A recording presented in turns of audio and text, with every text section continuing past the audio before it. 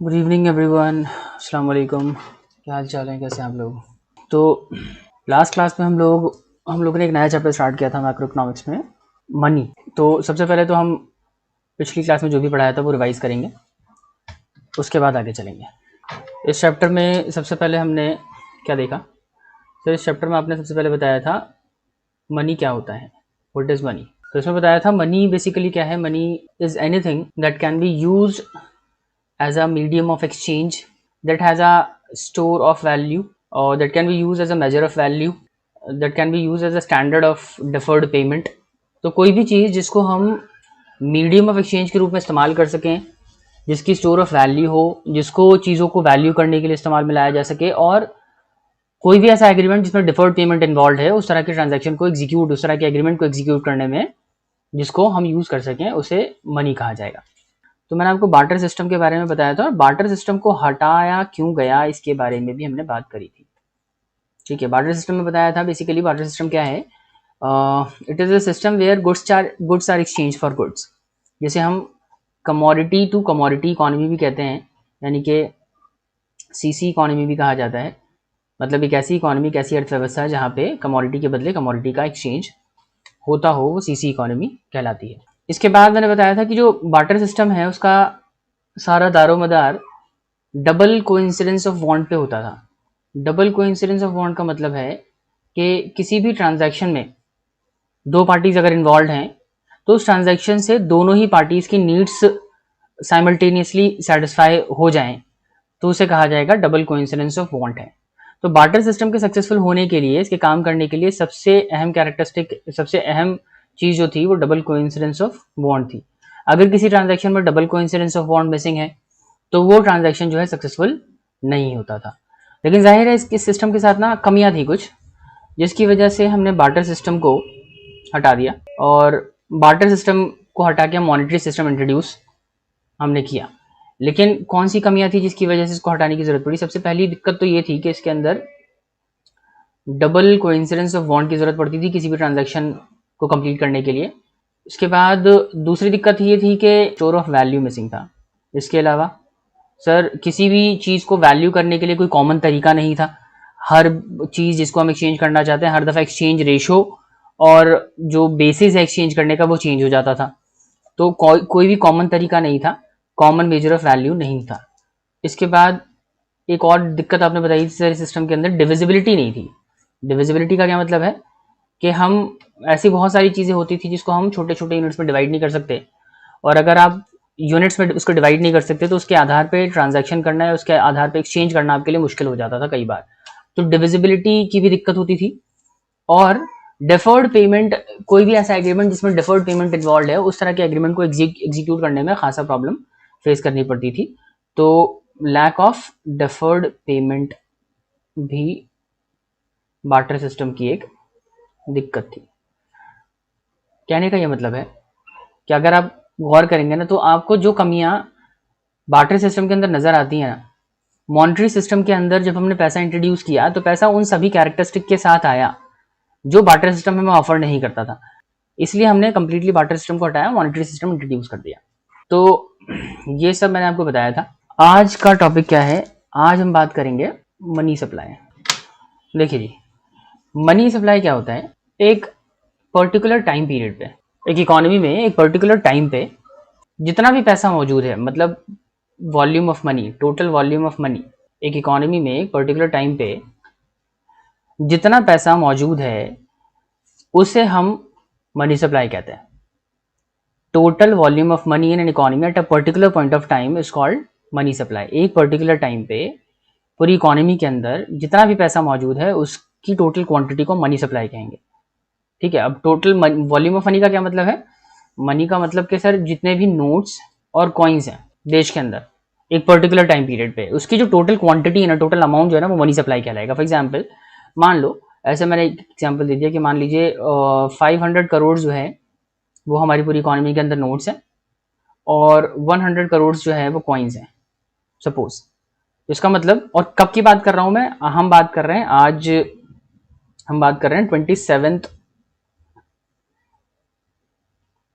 अक्टूबर की। तो 27 अक्टूबर को इकोनॉमी के अंदर नोट तो 500 करोड़ से, कॉइन्स 100 करोड़ से, इसका मतलब टोटल मनी सप्लाई कितना इकोनॉमी के अंदर एज ऑन 27 अक्टूबर कितना हो गया 600 करोड़। इसके क्या कहेंगे हम, इसके लिए हम वर्ड यूज करते हैं मनी सप्लाई, मतलब total volume of money in the economy eight a particular point of time is called money supply. समझ आ गई बात।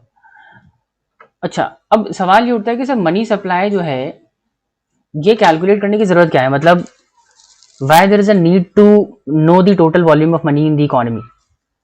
ये जानने की क्या जरूरत है कि एक पर्टिकुलर टाइम पे इकोनॉमी के अंदर कितना पैसा मौजूद है। असल में ये जानने की जरूरत क्या है, उससे पहले आपको ये समझना पड़ेगा कि ये रोल किसका है, मतलब किसकी रिस्पॉन्सिबिलिटी है ये फाइंड आउट करना कि इकोनॉमी में कितना पैसा मौजूद है एक पर्टिकुलर टाइम पीरियड पे। तो अपने आप आगे का आपको सब कुछ समझ आ जाएगा। देखिए, हमारे देश के अंदर जो अथॉरिटी है, जो सुपीरियर मोस्ट अथॉरिटी है जो बैंकिंग और मनी को डील करती है, that is reserve Bank of India. Correct. तो रिजर्व बैंक ऑफ इंडिया क्योंकि गवर्निंग अथॉरिटी है और साथ ही साथ रिजर्व बैंक ऑफ इंडिया को ये इंश्योर करना पड़ता है, कि इकोनॉमी के अंदर पैसे का फ्लो ज्यादा है या कम है, ये जानने की जिम्मेदारी जो है रिजर्व बैंक ऑफ इंडिया की है। सवाल ये उठता है कि ये जान के होगा क्या, रिजर्व बैंक ऑफ इंडिया इससे क्या करेगी। अगर रिजर्व बैंक ये पता लगाती है कि इकोनॉमी में कितना पैसा है, मतलब पैसे का फ्लो ज्यादा है या कम है, इससे होगा क्या। असल में reserve Bank of India ensure करती है कि इकोनॉमी के अंदर ना इन्फ्लेशन या डिफ्लेशन को हम कंट्रोल कर सकें।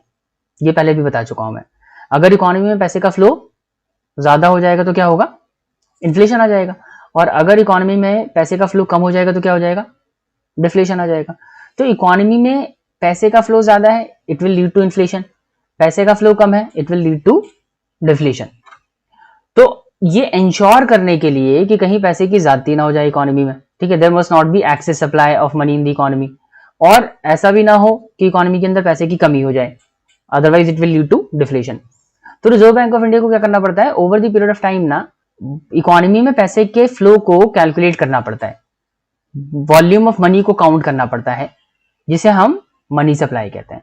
मतलब रिजर्व बैंक ऑफ इंडिया ना टाइम टू टाइम इकोनॉमी में पैसे के सप्लाई को चेक करती रहती है ताकि अकॉर्डिंगली करेक्टिव एक्शन लिया जा सके। अगर पैसे का फ्लो ज्यादा होगा, मान लो मनी सप्लाई ज्यादा है, तो फिर क्या करेगी reserve Bank of India, money supply को कंट्रोल करने के लिए करेक्टिव एक्शन लेगी ताकि इन्फ्लेशन ना हो जाए।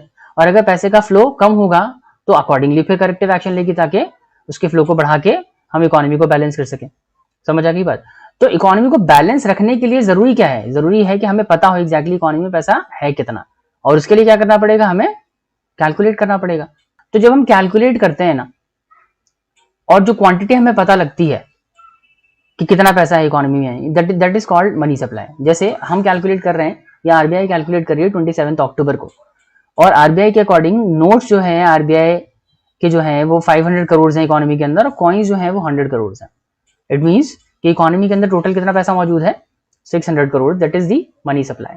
अब याद रखिए कि जब हम मनी सप्लाई की बात करते हैं ना, तो इसमें सिर्फ फिएट करेंसी आती है, मतलब currency which is actually printed और इशूड बाय दी अथॉरिटी, मतलब सेंट्रल बैंक ने या गवर्नमेंट ऑफ इंडिया ने जो करेंसी इशू करी है सिर्फ उसी को काउंट करते हैं हम। जैसे आपके जहन में आ रहा हो सर, नेगोशिएबल इंस्ट्रूमेंट आपने बताया था मनी की कैटेगरी में आता है, क्या हम उसको काउंट करेंगे, नहीं करेंगे, चेक को काउंट करेंगे, क्या बिल ऑफ एक्सचेंज को काउंट करेंगे, आंसर इज नो। हम सिर्फ जो लीगल करेंसी है, लीगल टेंडर जिसे कहते हैं, सिर्फ वो काउंट करते हैं जो रिजर्व बैंक ऑफ इंडिया या सेंट्रल बैंक जो है वो इशू करती है। अच्छा, मनी सप्लाई जो है वो कैलकुलेट करते वक्त इस बात का ख्याल रखा जाता है कि हम मनी सप्लाई में ना सिर्फ वो पैसा ही काउंट करेंगे जो मनी यूजिंग सेक्टर के पास है। ये क्या होता है सर, देखो हमने ना मनी के पर्सपेक्टिव से दो हिस्सों में इकोनॉमी को कैटेगराइज किया है। एक तो होता है जी मनी यूजिंग सेक्टर, और एक है आपका money creating sector. Money creating sector, अब मनी यूजिंग सेक्टर का मतलब, जो लोग पैसे को जो पैसे को इस्तेमाल करते हैं, वो देश का वो सेक्टर जो पैसा यूज करता है। जैसे जनरल पब्लिक, हम पैसा यूज करते हैं, कंपनी, फर्म्स, ये सब जो है किस कैटेगरी में आते हैं, ये सब मनी यूजिंग सेक्टर्स है। मनी क्रिएटिंग सेक्टर में कौन आता है, मनी क्रिएटिंग सेक्टर में जैसे रिजर्व बैंक ऑफ इंडिया, ये आपका गवर्नमेंट ऑफ इंडिया, या कमर्शियल बैंक्स। कमर्शियल बैंक हालांकि रियल मनी प्रिंट नहीं करती है, लेकिन हाइपोथेटिकल मनी क्रिएट करती है। तो याद रखिएगा कि जब हम मनी सप्लाई कैलकुलेट करते हैं ना, एक इकोनॉमी में एक पर्टिकुलर टाइम पे कितना पैसा मौजूद है, तो उसमें हम सिर्फ और सिर्फ बेसिकली मनी यूजिंग सेक्टर के पैसे को काउंट करते हैं। मतलब पब्लिक के पास, कंपनीज के पास, फर्म के पास या अदर इंस्टीट्यूशंस के पास कितना पैसा मौजूद है। हम जो पैसा क्रिएट करता है, जैसे गवर्नमेंट है या reserve Bank of India central bank है या कमर्शियल बैंक है, उनके पास जो पैसा है उसको काउंट नहीं करते। उनके पास उनका जो पैसा है, उनके पास उनका जो पैसा है उसको काउंट नहीं करता। अगर उनके पास पब्लिक का पैसा है तो वो काउंट किया जाएगा। कहने का मतलब मनी सप्लाई में सिर्फ पब्लिक के पैसे को या मनी यूजिंग सेक्टर के पैसे को हम काउंट करते हैं। समझ आ गई बात? फिर से सुन लो, मनी सप्लाई क्या है? जब एक पर्टिकुलर टाइम पीरियड पे या पर्टिकुलर डेट पे reserve Bank of India economy में पैसे की सप्लाई कैलकुलेट करती है, उसे हम मनी सप्लाई कहते हैं। Total volume of money at a particular point in time in the economy, that is called money supply. Money supply में सिर्फ हम क्या काउंट करेंगे? Notes and coins. और किसके पास? मनी यूजिंग सेक्टर के पास। जो मनी क्रिएटिंग सेक्टर वाला पार्ट हम काउंट नहीं करेंगे। अच्छा, एक और चीज सुन ले। देखिए, इकोनॉमी के अंदर ना दो तरह के कॉन्सेप्ट होते हैं इकोनॉमिक्स के अंदर। एक होता है फ्लो कॉन्सेप्ट, एक होता है स्टॉक कॉन्सेप्ट। जितने भी कॉन्सेप्ट आप पढ़ते हैं ना इकोनॉमिक्स के अंदर, सब उसको, उन सारे कॉन्सेप्ट को हम दो हिस्सों में कैटेगराइज कर सकते हैं। एक फ्लो कॉन्सेप्ट होता है, दूसरा स्टॉक कॉन्सेप्ट होता है। फ्लो कॉन्सेप्ट क्या होता है? जब आप कोई भी चीज जब आप कैलकुलेट कर रहे हैं और over the period of time calculate कर रहे हैं, मतलब एक स्पेसिफाइड टाइम डायमेंशन के कॉन्टेक्स्ट में कैलकुलेट कर रहे हैं, तो उसे हम फ्लो कॉन्सेप्ट कहते हैं। जैसे जैसे नेशनल इनकम है। अब नेशनल इनकम ना, उसका एक स्पेसिफाइड टाइम डायमेंशन है कि 1 अप्रैल से लेके 31 मार्च तक देश में जितना भी पैसा जनरेट हुआ वो नेशनल इनकम कहलाएगा। यही होता है ना। जीडीपी, ग्रॉस डोमेस्टिक प्रोडक्ट, क्या होता है? एक साल में देश भर के अलग अलग सेक्टर ने जितना भी प्रोडक्शन किया उसका टोटल अमाउंट जीडीपी कहलाता है। तो आप जीडीपी देख लें या नेशनल इनकम देख लें या देश की एग्रीगेट डिमांड देख लें, ये सारी चीजें जो है ना वो over the period of time calculate करी जाती है। स्पेसिफाइड टाइम डायमेंशन है इनका। समझ रहे हैं? स्पेसिफाइड टाइम डायमेंशन का मतलब कि एक पॉइंट से लेके एक पॉइंट तक कितना कमाया, कितना प्रोडक्शन किया। अगर इस तरीके से अगर हम बात करते हैं ना तो इसे फ्लो कॉन्सेप्ट कहा जाता है। समझ आ रही है बात? जैसे मान लीजिए मैं बात कर रहा हूं, किसी कंपनी ने साल भर में कितनी सेल करी। अब साल भर की सेल का मतलब हम पूरा काउंट करेंगे अप्रैल से लेकर 31 मार्च तक। किसी कंपनी को साल भर में कितना लॉस हुआ, साल भर में कितना प्रॉफिट हुआ, ये सब क्या है? ये सब हम पूरे साल का कैलकुलेट करेंगे, स्पेसिफाइड टाइम पीरियड है उसका। तो ये सब कहलाता है फ्लो कॉन्सेप्ट। लेकिन जब आप किसी चीज को एक पर्टिकुलर टाइम पे कैलकुलेट करते हैं ना, आज की डेट में कोई चीज कितनी है, ये एक स्पेसिफाई एक पर्टिकुलर डेट पे कितनी थी, उसे हम स्टॉक कॉन्सेप्ट कहते हैं। समझ आए? जैसे सपोज किसी कंपनी के गोडाउन में 15 मार्च को कितना स्टॉक था, that is a stock concept. क्यों? क्योंकि इसमें एक पर्टिकुलर डेट की बात कर रहे हैं सिर्फ हम, कोई स्पेसिफाइड टाइम डायमेंशन नहीं है इसमें। उसमें एक ही पर्टिकुलर टाइम है, एक पर्टिकुलर डेट है, उसी डेट के कॉन्टेक्स्ट में हम चीजें कैलकुलेट कर रहे हैं। मेरे बैंक अकाउंट में कितना पैसा मौजूद है आज की डेट में, अगर मैं बात करूं 28 अक्टूबर को कितना पैसा है एक पर्टिकुलर बंदे के अकाउंट में, that is a stock concept. क्योंकि एक पर्टिकुलर टाइम की बात हो रही है, टाइम डायमेंशन इन्वॉल्व नहीं है। तो अब मेरे को बताओ, क्योंकि मैक्रो इकोनॉमिक्स में मैंने आपको बताया दो तरह के कॉन्सेप्ट है, फ्लो कॉन्सेप्ट और स्टॉक कॉन्सेप्ट। तो उस हिसाब से मनी सप्लाई किस कैटेगरी में आएगा, फ्लो कॉन्सेप्ट है या स्टॉक कॉन्सेप्ट है? अगर आप कोई भी चीज एक स्पेसिफाइड टाइम डायमेंशन का कैलकुलेट करते हैं, टाइम पीरियड स्पेसिफाइड है, उतने टाइम का कैलकुलेट करते हैं, that is called flow concept. लेकिन अगर एक पर्टिकुलर टाइम के कॉन्टेक्स्ट में, एक पर्टिकुलर डेट के कॉन्टेक्स्ट में कोई चीज कैलकुलेट करी जा रही है, तो फिर वो स्टॉक कॉन्सेप्ट है। तो इस लिहाज से मनी सप्लाई जो है वो हो गया आपका स्टॉक कॉन्सेप्ट। अब देखिए, क्योंकि ये कैलकुलेट किया जाना है तो थोड़ा सा मैथमेटिकल सा हो गया ये। तो जाहिर है भाई, किसी भी चीज को कैलकुलेट करेंगे आप, तो कैलकुलेट करने का ना तरीका होता है, मतलब कुछ फॉर्मूला बनाया गया, मनी सप्लाई किस तरीके से कैलकुलेट होगा इसके लिए फॉर्मूला है। आयरनी ये है कि मनी सप्लाई कैलकुलेट करने के लिए एक नहीं, टोटल 4 फॉर्मूले। समझ आ रही बात? तो मतलब इकोनॉमी में एक पर्टिकुलर डेट पे कितना पैसा मौजूद है, ये फाइंड आउट करने के लिए जब ये फाइंड आउट करने के लिए जब हमें फॉर्मूला अप्लाई करना होता है, तो एक नहीं 4 फॉर्मूला है, उसे हम कहते हैं मेजर्स ऑफ मनी सप्लाई। पहला फॉर्मूला देखो, फॉर्मूले के नाम रखे गए हैं। जैसे पहला जो फॉर्मूला है उसको कह दिया गया M1, ऐसी बाकी के जो फॉर्मूले हैं M2, M3 और M4। मतलब एक इकोनॉमी में पैसे के वॉल्यूम को फाइंड आउट करने के लिए, वॉल्यूम ऑफ मनी कैलकुलेट करने के लिए, यानी कि मनी सप्लाई निकालने के लिए टोटल 4 तरीके हैं। 4 फॉर्मूले हैं कह सकते हैं आप। पहला फॉर्मूला M1, दूसरा M2, M3 एंड M4। हमें ये सब पढ़ना नहीं है। M2, M3, M4 अब नहीं है सिलेबस में, कभी हुआ करता था, अब हटा दिया गया। तो सिर्फ और सिर्फ हमें बात करनी है M1 के कॉन्टेक्स्ट में कि मनी सप्लाई अगर हमें M1 के थ्रू निकालनी हो तो कैसे निकालेंगे। ये सब बेसिकली फॉर्मूला है, सब अपने अपने मतलब सबके अंदर ना कुछ एडिशनल आइटम्स ऐड कर दिए जाते हैं मनी सप्लाई निकालने के लिए। ये थोड़ा सा अलग है, ये इसके मुकाबले अलग है, एक दूसरे से सब अलग है, ठीक है। और आंसर भी आप इन सब से कैलकुलेट करेंगे तो अलग ही आएगा, सेम नहीं आएगा। चलिए, जितना भी अभी तक बताया है एक दफ़ा हम नोट्स से समझ लेते हैं, उसके बाद आगे चलेंगे। देखिए क्या लिखा है, मनी सप्लाई की डेफिनेशन है सबसे पहले। Money supply refers to the volume of money held by the public at a particular point of time, ठीक है। Money supply is stock concept, ये बता दिया मैंने। इसको स्टॉक कॉन्सेप्ट क्यों कहा जा रहा है, क्योंकि ये पर्टिकुलर टाइम पीरियड का ही कैलकुलेट होता है, इसलिए ये स्टॉक कॉन्सेप्ट है, because it is calculated at a particular point of time. Okay, for the purpose of calculating money supply in an economy, total volume of money is held by money using sector, that is individuals, firm, etc. are included। जब हम money supply calculate करते हैं तो जितना भी पैसा money using sector के पास है वो इंक्लूड किया जाएगा। However, money held with the money creating sector are not included, ठीक है।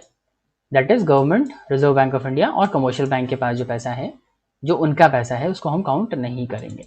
आगे लिखा है, there are 4 measures of money supply which is used by the Reserve Bank of India to calculate the total volume of money in economy. एक economy के अंदर total volume of money find out करने के लिए RBI इन 4 formula का use करती है, ठीक है। M1, M2, M3, M4, इन 4 फॉर्मूले के आधार पर जो है इकोनॉमी के अंदर पैसे के सप्लाई को कैलकुलेट किया जाता है, ठीक है। अच्छा, मैंने ये भी आपको बता दिया कि आरबीआई के लिए मनी सप्लाई कैलकुलेट करना जरूरी क्यों है, क्योंकि जब तक एक्चुअली मनी सप्लाई नहीं पता होगी ना रिजर्व बैंक ऑफ इंडिया को, जब तक नहीं पता होगा टोटल वॉल्यूम ऑफ मनी कितना है इकोनॉमी के अंदर, तो फिर हमारे लिए मतलब रिजर्व बैंक ऑफ इंडिया के लिए करेक्टिव एक्शन लेना मुश्किल है। मतलब रिजर्व बैंक ऑफ इंडिया ही को जो है करेंसी प्रिंट करनी है, इशू करनी है इकोनॉमी के अंदर, तो विदाउट इंश्योरिंग के इकोनॉमी के अंदर कितना पैसा है राइट नाउ, तब तक रिजर्व बैंक ऑफ इंडिया जो है ये डिसाइड नहीं कर सकती कि कितना प्रिंट करने की जरूरत है। समझ आ रही है बात, समझ रहे हैं सारा कॉन्टेक्ट, मतलब कितना प्रिंट करना है ये जानने के लिए भी मनी सप्लाई फाइंड आउट करना पड़ेगा। इकोनॉमी में अगर इम्बैलेंसेस हैं तो उसको उसके लिए करेक्टिव एक्शन लेने के लिए भी हमें मनी सप्लाई पता होना चाहिए। अब आ जाते हैं M1, ये सिलेबस का हिस्सा है।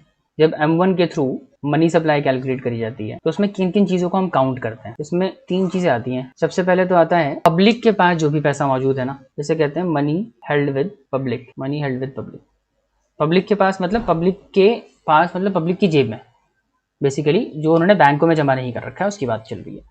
अब ये पैसा चाहे नोट्स की शक्ल में हो या कॉइन्स की शक्ल में हो, ये सब काउंट होगा, ठीक है। फॉर एग्जाम्पल मान लीजिए पब्लिक के पास ना 150 करोड़ है इन हैंड, तो ये मनी सप्लाई का हिस्सा है।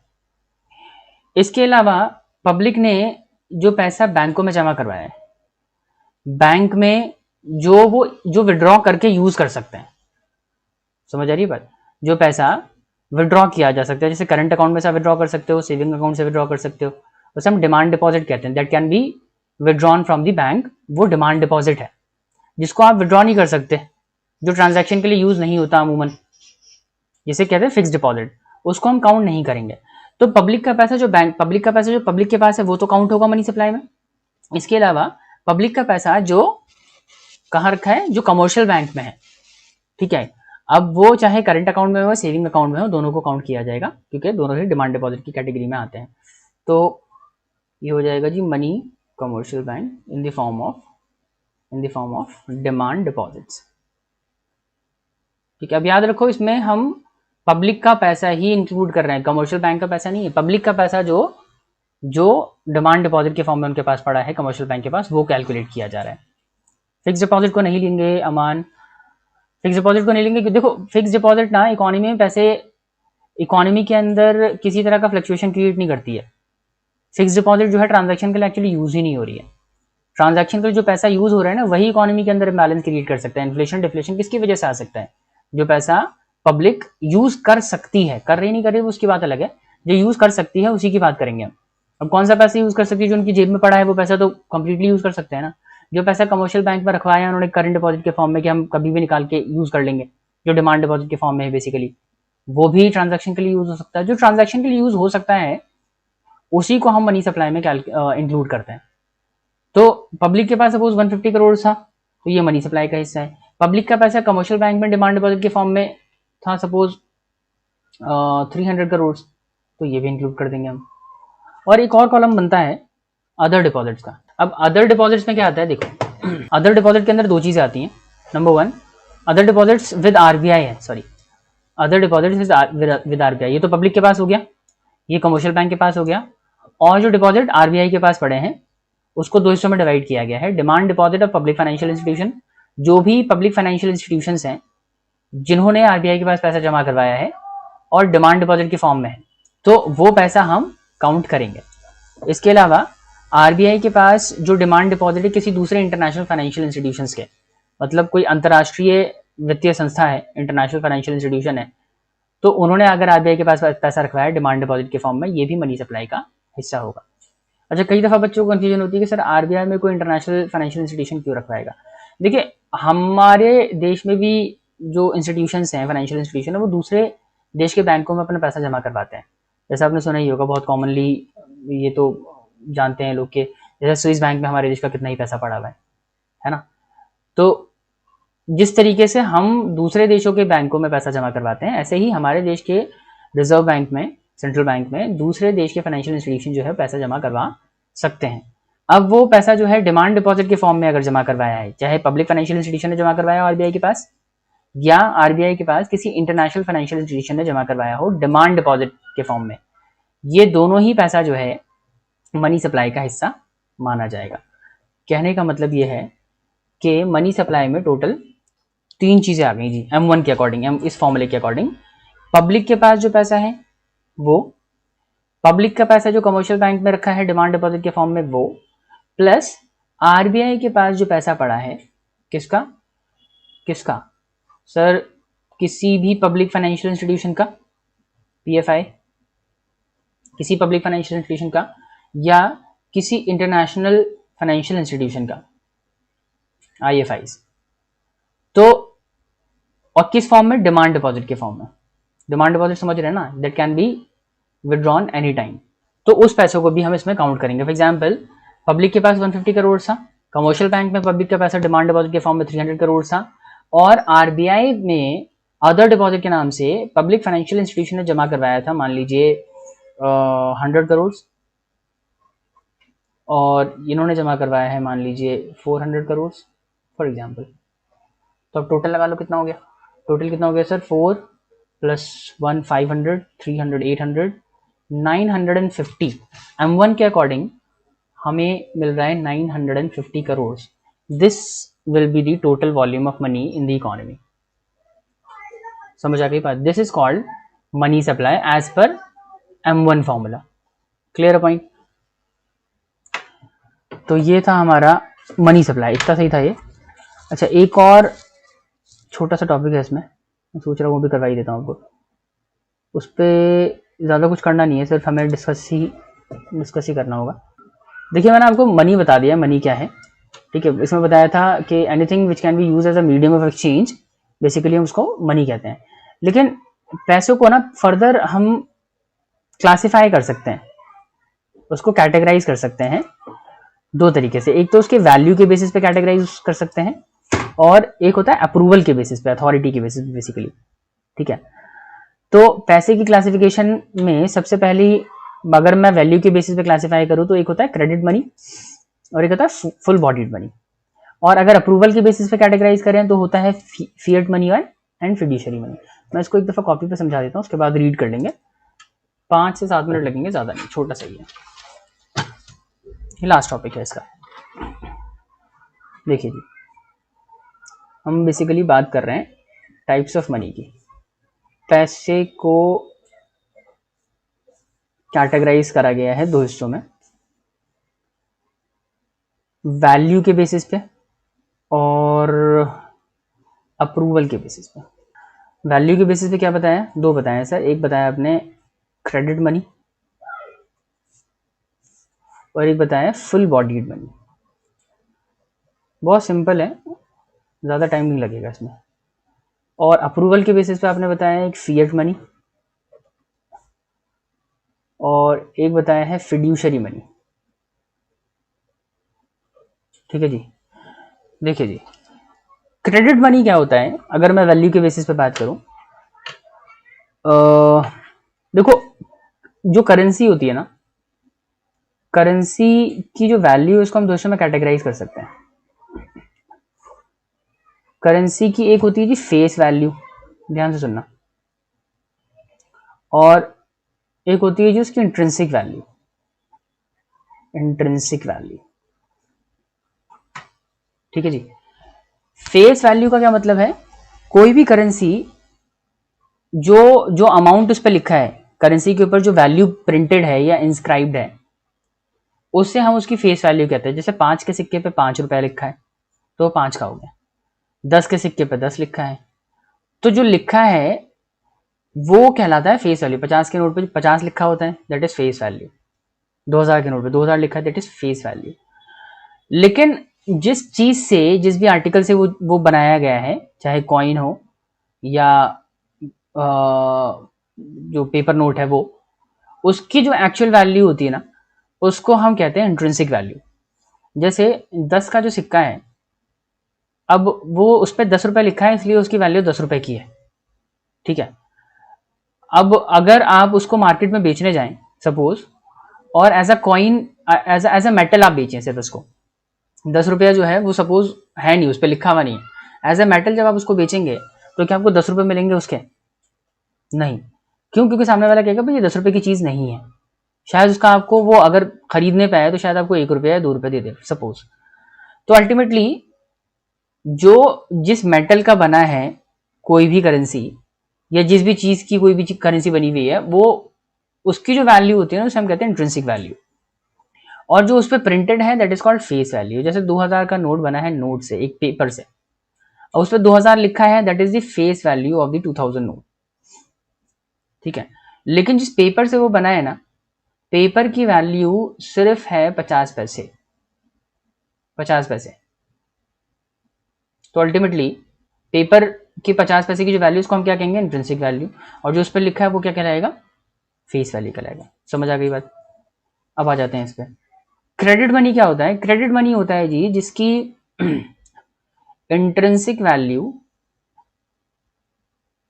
Intrinsic value is less than the face value. Face value ज्यादा है, इंट्रिंसिक वैल्यू कम है। मतलब एज अ मेटल या एज अ पेपर, अगर कोई चीज कम की है और उस पर ज्यादा लिखा हुआ है तो वो क्रेडिट मनी है। जैसे 50 के नोट पे 50 लिखा है तो फेस वैल्यू है, लेकिन वो नोट जो है, वो जो पेपर है, वो 50 रुपए का नहीं है। अगर उसको आप बाजार में ऐसे ही बेचोगे तो 50 रुपए कभी नहीं मिलेंगे उसके, क्योंकि उसकी इंट्रिंसिक वैल्यू कम है और फेस वैल्यू ज्यादा है। That is called credit money. जितने भी नोट्स आप देख रहे हैं सब क्रेडिट मनी है। 500 का नोट, 2000 का नोट, कोई भी नोट, सब क्रेडिट मनी की कैटेगरी में आते हैं। समझ आ गई बात? क्यों? क्योंकि उसकी इंट्रिंसिक वैल्यू कम होती है, फेस वैल्यू ज्यादा होती है।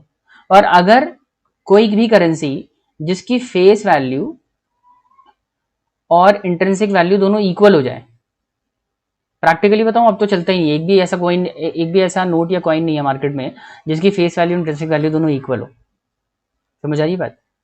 तो आज के डेट में फुल बॉडीड मनी होता ही नहीं है। लेकिन अगर मैं बात करूं फुल बॉडीड मनी है क्या, तो फुल बॉडीड मनी का मतलब होता है कोई भी मनी जिसकी face value intrinsic value equal है, जो प्रिंटेड है वो उस जिस मेटल से वो बनाया गया है, जिस भी चीज से बनाया गया करेंसी को, उसकी वैल्यू के बराबर है अगर, तो वो कहलाएगा फुल बॉडीड मनी। सपोज कि 1 रुपए का जो सिक्का है, उसके उसके उसके साथ जो मेटल यूज होता है उसके लिए, वो भी 1 रुपए का ही है और उस पर लिखा भी 1 रुपए है।